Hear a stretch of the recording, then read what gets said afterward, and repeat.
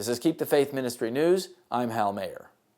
The Transpacific Partnership, or the TPP, between 12 countries was signed on Thursday, February 4, 2016, in Auckland, New Zealand, amid massive protests.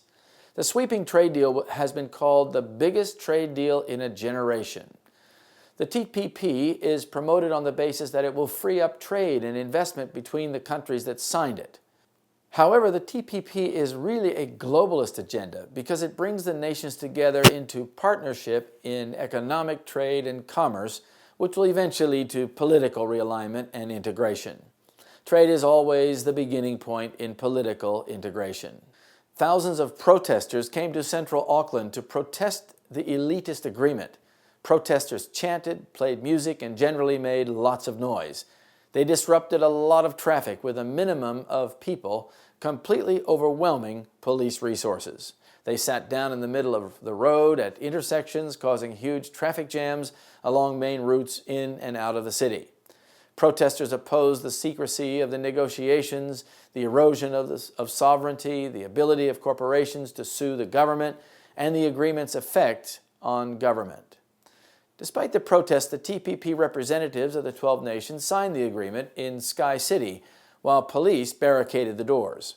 The agreement still needs to be ratified by the 12 respective parliaments and congresses. The U.S. Senate has signaled that it is not happy with the agreement, but political leaders believe that it will be ratified. No doubt more partners will be allowed to join the agreement in due time. Many business leaders support the TPP because these merchants of the earth, as the Bible calls them, stand to gain more access to markets and customers.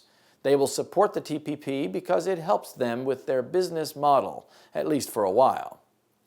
Regionalization leads to globalization. Globalization brings the world under fewer and fewer leaders, and eventually they will look to the Catholic Church as their guide, particularly in the things she defines as moral.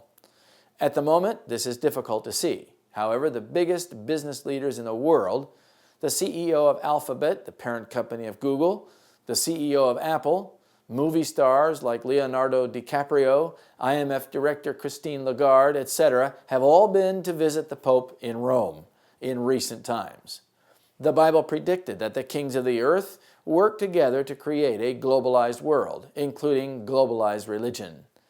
The process is well underway.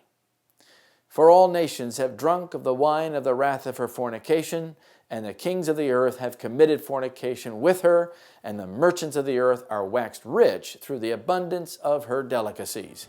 Revelation 18, verse 3. This is Keep the Faith Ministry News. Thank you for watching.